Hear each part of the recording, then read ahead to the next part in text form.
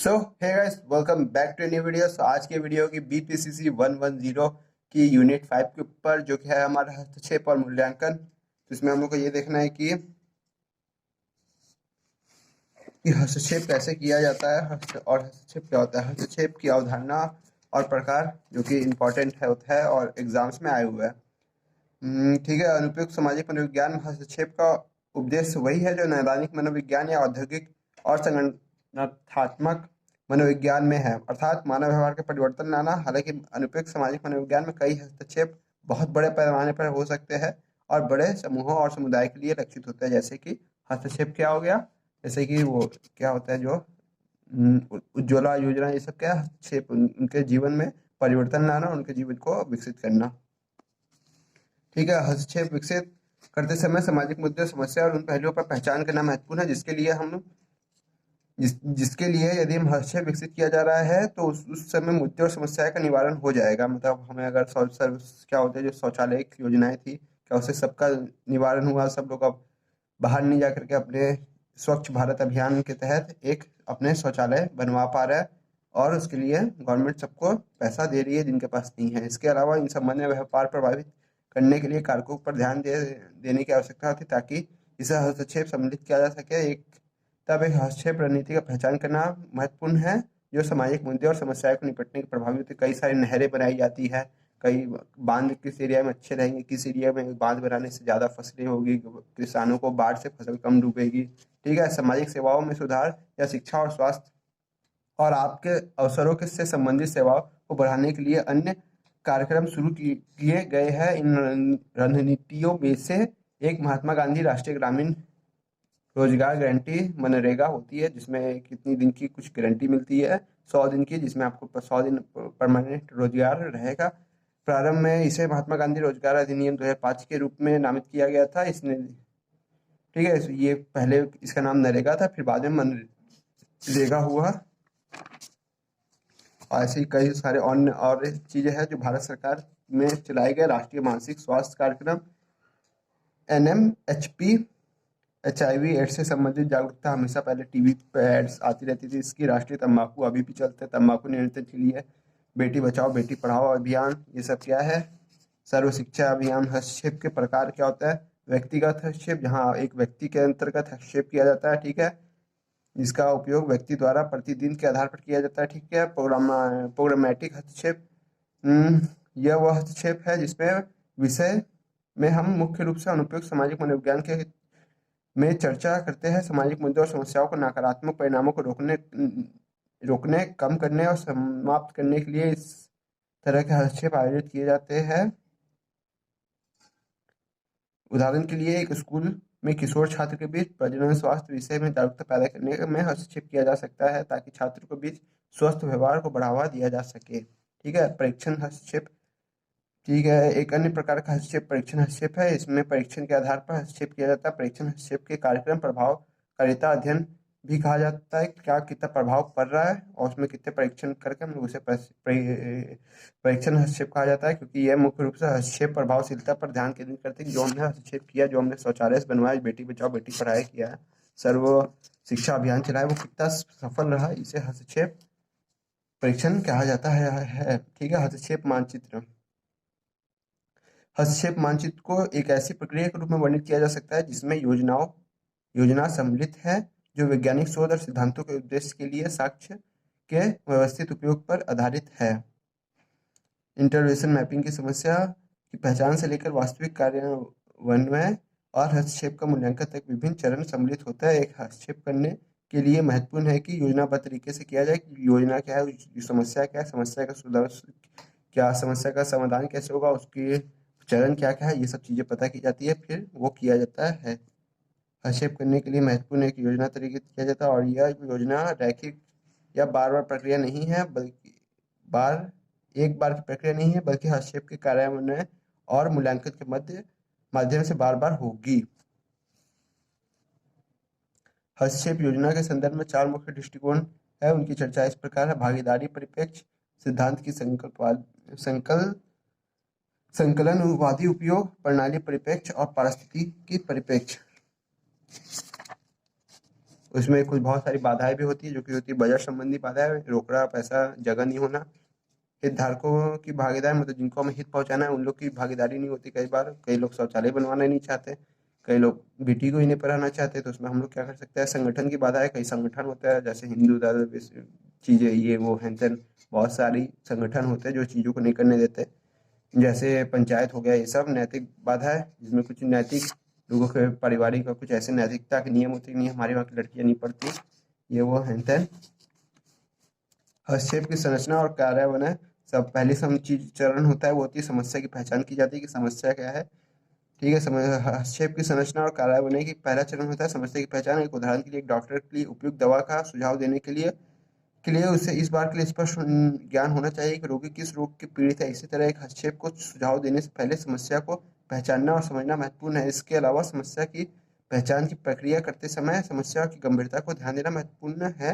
हितधारकों वह लोग हो सकते हैं जो समस्या को प्रभावित है, वह लोग जो कार्यक्रम के वित्तीय पहलू और सम्मिलित व्यक्ति हस्तक्षेप के कार्यान्वयन, सम्मिलित व्यक्ति, अग्रिम पंक्ति के काम करने वाले व्यक्ति, हस्तक्षेप के प्रबंधन संबंधित लोग आदि। बहुत लंबी होती है, समस्या को बेहतर तरीके से समझा जाता है, आवश्यकता मूल्यांकन किए जाने की आवश्यकता होती है, आवश्यकता मूल्यांकन को हस्तक्षेप कार्यान्वयन की आवश्यकता का मापन, कितनी गहरी है, कितने लोग इससे प्रभावित है और कितने समय से चली आ रही है, इसका निवारण हम करेंगे तो इससे क्या क्या प्रभाव होगा। ठीक है, फिर इसका चरण 2 होता है, वो होता है समाधान खोजना कि जो समस्या है इसका समाधान कैसे होता है। एक बार समस्या की पहचान हो जाने के बाद समस्या की समाधान खोजने की प्रक्रिया शुरू की जाती है। एक समाधान खोजने की प्रक्रिया में विभिन्न अवक्षेपण कारण जो विकार की समस्या को कारण बनते हैं। ठीक है, कि समस्या है उसके कारण क्या है, यह स्थायी है कि ये कुछ समय बरसात में आती है, गर्मी में आती है, किसी मौसमी है। इस समस्या के निर्वाह में योगदान करने के कारक को ध्यान रखना महत्वपूर्ण है कि दो कारक अत्यंत महत्वपूर्ण है कि समस्या का कारण क्या है और ये क्या किस किस समय रहती है और कैसे कैसे रहती है, ध्यान केंद्रित नहीं किया जाता। विकसित इतने व्यवहार बदलाव नहीं है। ठीक है, लक्ष्य का निर्धारण और हस्तक्षेप डिजाइन। ठीक है, तुम्हारा लक्ष्य क्या है, तुम्हें क्या देना है, क्या तुम्हारा लक्ष्य है, और उसमें फिर हस्तक्षेप डिजाइनिंग कैसे तुम करते हो, उसमें किस तरीके से तुम्हें उसको हस्तक्षेप करना है, उन लोग के बीच समस्या को के समाधान प्रस्तुत करना है। ठीक है, यह हस्तक्षेप का डिजाइन और कार्यान्वयन प्रक्रिया का तीसरा चरण है। ये चरण हस्तक्षेप के लक्ष्यों की पहचान और हस्तक्षेप के वास्तविक कार्यान्वयन को दर्शाता है। इस संदर्भ में लक्ष्य दीर्घकालीन या अल्पकालिक हो सकते हैं और इसके इसके आधार पर विभिन्न गतिविधियां जिन्हें हस्तक्षेप में सम्मिलित किया जाए को विकसित करने की आवश्यकता होती है। उपदेश अक्सर व्यापक लक्ष्यों पर आधारित होते हैं। उदाहरण के लिए, यदि हस्तक्षेप का लक्ष्य छात्रों को सीखने की रणनीति और कौशल को बढ़ाना है तो इसका एक उपदेश कक्षा में नोट्स लेने को बढ़ावा देना है सकता है और उपदेशों के आधार पर गतिविधियों को विकसित किया जा सकता है। उदाहरण के लिए, छात्रों के नोट्स लेने का तरीका सीखने के लिए एक कार्यशाला विकसित की जाए। कैसे आप लोग नोट एक्सचेंज करोगे, कैसे लोगों को फायदा पहुंचाओगे, कैसे लोग सीख पाएंगे आपको नोट्स के द्वारा। ठीक है, चौथा चरण जो होता है वो बहुत मुख्य होता है कि कार्यान्वयन है।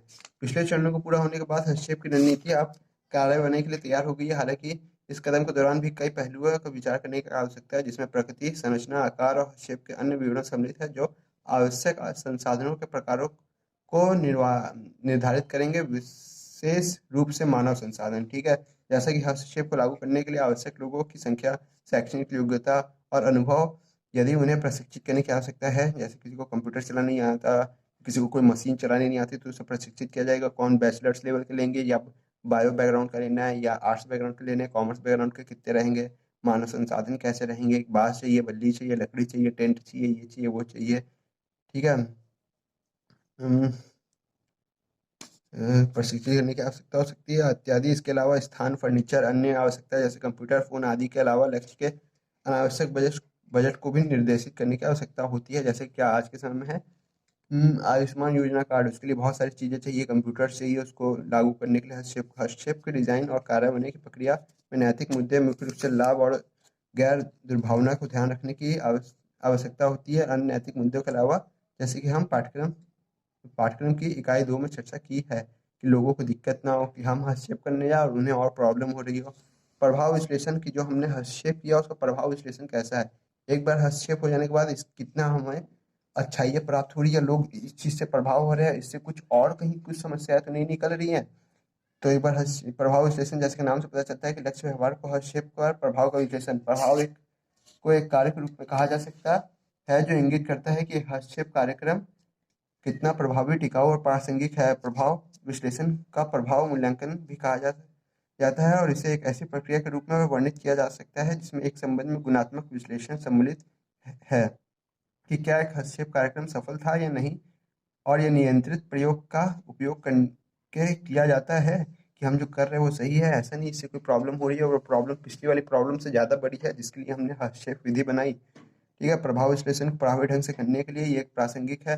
इससे हमें विश्लेषण करने से पता चलता है कि हमें इसमें कुछ सुधार अपडेट करने की जरूरत है कि नहीं, जैसे व्हाट्सअप या अन्य बहुत सारे चीज़ें हैं, फेसबुक और भी बहुत सारी चीज़ें हैं जिसे रोज़ अपडेट करती कंपनियां क्यों करती है, जिससे कि हमेशा चीज़ें सही से चलती रहे। कोई भी अगर बग है या कोई भी चीज़ है, व्हाट्सएप में पहले स्टेटस फीचर में बड़े बड़े लोगों के फीचर्स नहीं थे और कम्युनिटी टाइप की बनाने की नहीं थी, आजकल कम्युनिटी टाइप की बनाने की है। हमेशा चीज़ें अपडेट होती जा रही है। रील नहीं थे इंस्टाग्राम में, फिर रील भी आ गए, है ना। चीज़ें बनाने की तैयारी की जा रही है हमेशा हस्तक्षेप के द्वारा कि लोग कहीं भटक रहे हैं तो इनको इन्हीं चीज़ों में बांध ले और इनका निवारण एक ही ऐप में कर दिया जाए। ठीक है, इसको ये इसलिए प्रभाव विश्लेषण किया जाता है और कोई समस्याएं हो रही हैं तो उसको प्रभाव विश्लेषण की प्रक्रिया योजना के साथ शुरू होती है। इसका प्रभाव विश्लेषण कैसे किया जाना है, इसके बाद प्रभाव विश्लेषण किया जाता है जो मात्रात्मक और गुणात्मक दृष्टिकोण का उपयोग करके वैज्ञानिक तरीके से किया जाता है। इसमें लोगों की राय भी ली जाती है कि ये चीज़ें हो रही है, विशिष्ट लोगों की विशेष विश्लेषण विशेषज्ञ लोगों की राय वाय ली जाती है और फिर प्रभाव विश्लेषण किया जाता है। इसके अलावा एक संदर्भ बिंदु का आधार रेखा और लक्षित व्यवहार को परिवर्तन के संदर्भ में मुख्य अंतर की पहचान करना प्रासंगिक है। मुख्य अंतर से संभावित प्रभाव को भी उजागर करने की आवश्यकता है और इन संभावित कारकों को जोखिम और संभावनाओं के आधार पर प्राथमिकता दी जाती है। जैसे कि गेम्स पबजी कितने अच्छे चले, लेकिन फिर हमें क्या प्राथमिकता देनी है, हमें बच्चों को प्राथमिकता देनी है, तो हमने उसे बैन करना पड़ा कि हर चीज़ की एक चीज़ होती है कि कैसे कितना हमें सही पड़ रहा है, कितना हमें गलत पड़ रहा है, सब चीज़ों का भी ध्यान देना पड़ता है। ठीक है, फिर आ गया हमारा मूल्यांकन। तो जो किसी भी हस्तक्षेप को लागू करने के लिए समय समय पर उसका मूल्यांकन करने की आवश्यकता होती है ताकि आवश्यकता के अनुसार उसमें संशोधन किया जा सके। जैसे कि बताया, हमेशा अपडेट लाया जाता है कि जरूरत पड़ने पर। ऐसा मूल्यांकन में प्रासंगिक है क्योंकि यह एक हस्तक्षेप का परीक्षण किया जाता है। हस्तक्षेप की प्रभावशीलता का एक अनुभवजन्य साक्ष्य प्राप्त किया जाना और इस तरह इसमें मूल्यांकन के आधार पर सिद्धांतों को विकसित या संशोधित किया जा सकता है। इसके अलावा किसी भी हस्तक्षेप कार्यक्रम को बड़े पैमाने पर व्यक्तियों को लाभान्वित करने और सामाजिक कल्याण को बढ़ावा देने के लिए डिजाइन किया जाता है। इससे हमें ये पता चलता है कि ये चीज़ों में जहाँ गलती हो रही है वो चीज़ों को हम सेट करके दूसरे क्षेत्र में भी लागू कर सकते हैं, दूसरे शहर प्रदेश चीज़ों में लागू कर सकते हैं। जैसे कि कई सारे कानून होते हैं जो पहले एक स्टेट में लागू होते हैं फिर पूरे देश में लागू कर दिए जाते हैं, तो उसमें कुछ सुधार किए जाते हैं कि अच्छा अच्छा यहाँ पे ये कठिनाइयाँ हो रही थी, इस धर्म वाले को कठिनाई हो रही थी, इस वर्ग को कठिनाई हो रही थी। कोई आरक्षण होता है तो आरक्षण की सिद्धांत होता है तो उसको भी फिर देश में लागू करने से पहले छोटे एरिया में तय करके देखा जाता है कि कितने इसमें प्रॉब्लम्स आ रही है, उस प्रॉब्लम को पूरा सॉल्व करने के बाद फिर देश में लागू किया जाता है। जिसे बीटा टेस्टिंग कहा जाता है एक एप्लीकेशन की भाषा में, कि बीटा वर्जन उसका लॉन्च हुआ है, उसमें कुछ कुछ फंक्शन है, कुछ लोगों को चलाने दिया जाता है, वो उसकी खामियां बताता है, फिर वो खामियां ठीक करके फिर वो ग्लोबल रूप में उसे वायरल किया जाता है। तो निम्नलिखित कारणों में से हस्तक्षेप और प्रभावी हो सकता है। ठीक है, हस्तक्षेप को और प्रभावी हो सकते हैं कुछ कारणों से। तो हस्तक्षेप कार्यक्रम को अनुचित सिद्धांतों और औचित्य, मतलब कि हम हस्तक्षेप के जो सिद्धांत बनाए वो सही नहीं है और औचित्य हो, कार्यान्वयन उचित रूप से नहीं किया गया हो, जो मतलब कि जो कार्यान्वयन हमें जो स्थापित करना था, लोगों तो बनाना था, वो सही से हुआ ही ना। मतलब कि हम ऊपर ऊपर तो बता दिया ये योजना है और कोई कैंप वैम्प लगाया नहीं उसको कुछ बनाने का, किसी भी चीज़ को नेट पे नहीं किए, ये नहीं कोई ऑफिस ऑफिस नहीं बताया कहाँ बनेगा, बस लागू कर दिया और फिर भूल गए। उन व्यक्तियों की प्रतिक्रिया और अभिक्रिया जिनके लिए आक्षेप तैयार किया गया था, उनकी क्या प्रतिक्रिया हो रही है, क्या अभिक्रिया हो रही है, उनको क्या लाभ हो रहा है, उससे कुछ नुकसान हो रहा है, कुछ प्रॉब्लम हो रही है, उन सब चीज़ों का भी ध्यान रखना चाहिए। सांस्कृतिक असंगति की हर चीज़ों में सांस्कृतिक असंगति हो सकती है, मुस्लिम के लिए अलग हो सकता है, और टाइमिंग चीज़ें धर्म वर्म को भी ध्यान रखना चाहिए। मूल्यांकन के प्रकार होता है जो कि प्रक्रिया और रचनात्मक मूल्यांकन होता है, परिणाम और योग योगात्मक मूल्यांकन होता है कि क्या प्रक्रिया रही, क्या रचनात्मक रहे उसके मूल्यांकन में, कितने कितने क्रिएटिव टाइप्स माइंड से देखा जाता है कि कहाँ क्या अधिक फ्लो हो रहा है, कहीं कुछ नुकसान हो रहा है, या किसी को किसी चीज़ से समस्या हो रही है और उसे एक डाटा विश्लेषण योगात्मक मूल्यांकन के रूप में भी देखा जाता है कि जो लक्ष्य हमने बनाया था क्या वो उद्देश्य प्राप्त कर रहा है या कहीं भटक भटक रहा है। विकासात्मक मूल्यांकन एक संगठन और नवाचार और सीखने की प्रक्रिया में सुविधाजनक बनाने का मूल्यांकन की महत्वपूर्ण भूमिका को दर्शाता है। इस तरह की मूल्यांकन मुख्य रूप से सामाजिक समस्या के लिए नए और प्रगतिशील दृष्टिकोण का प्रयोग कर पर केंद्रित है। ठीक है, तो ये ले चैप्टर क्या पूरा पार्ट खत्म हो गया और पार्ट 3 यूनिट 6 तो इसको हम लोग कवर करेंगे अपने एक नेक्स्ट वीडियो में। So thank you for watching. और वीडियो अच्छी लगी हो या ना लगी हो लाइक कर देना क्योंकि बहुत मेहनत से बनती है। और वीडियो को सब्सक्राइब और चैनल को लाइक करते जाना। बोल उल्टा दिए लेकिन आप लोग सीधा काम कर देना। और किसी भी तरीके का कोई डाउट और प्रॉब्लम हो तो कमेंट बॉक्स में कमेंट कर देना। और कोई पर्सनल चीज़ें पे क्वेरी या प्रॉब्लम हो तो आप डिस्क्रिप्शन बॉक्स में दिए हुए किसी भी एक लिंक पे मैसेज कर सकते हैं। Thank you for watching guys. मिलते हैं नेक्स्ट लेवल के नेक्स्ट वीडियो में। टाटा बाय बाय। वीडियो को लाइक और चैनल सब्सक्राइब ध्यान से कर देना।